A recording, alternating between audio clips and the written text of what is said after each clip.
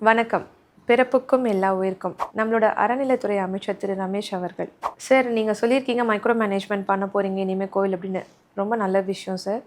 ஆனா நம்ம கோவிலோட டெவலப்மெண்ட் ஆஸ்பெக்ட்ஸ் தான் பார்க்கணுமே தவிர, மைக்ரோ மேனேஜ்மென்ட் பண்றதுக்கு உங்களுக்கு கீழ நெறைய அதிகாரிகள் இருக்காங்க. அவங்க எல்லாம் ஒழுங்கா வேலை செய்றாங்களான்னு நம்ம பார்த்தா மட்டும் போதும்.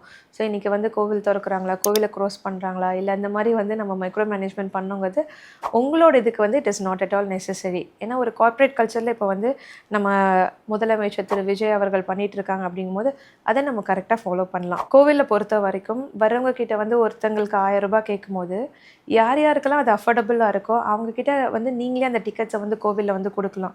ஏன்னா இப்போ திருப்பதிலலாம் பாருங்க, வாட்டர்ஸ் நெறைய குடுப்பாங்க, காஃபி குடுப்பாங்க, டீ குடுப்பாங்க, சாப்பாடு நெறைய குடுப்பாங்க. இந்த ஃப்ரீ தர்ஷன்ல நிக்கிறவங்களுக்கெல்லாம் அவ்ளோ நேரம் நின்னு போறதுனால அவங்களுக்கு ஒரு டாய்லெட் ஃபெசிலிட்டி அங்கேயே இருக்கும். ஸோ நம்ம இவங்க கிட்ட வாங்குற காசெல்லாம் இந்த மாதிரி யூஸ் பண்ணலாமே. யார் யார்கிட்டலாம் நம்மலாம் காசு வாங்குறான் அப்படின்னு ஒரு கம்ப்ளைண்ட் வைக்கிறதுக்கு பதிலா ₹1000 டிக்கெட், ₹2000 டிக்கெட், ₹5000 டிக்கெட்ஸ்ன்னு நம்மளே டிஜிட்டலைஸ் பண்ணிட்டோம்னாக்கா, அந்த டிக்கெட்ஸ் எப்பயுமே ஆன்லைன்ல கிடைக்கிற மாதிரி பண்ணாலே அத வச்சு அந்த கோவிலோட டெவலப்மெண்ட்டோ இல்ல வர்ற பொதுமக்களுக்கு நம்ம நெறைய பண்ண முடியும்.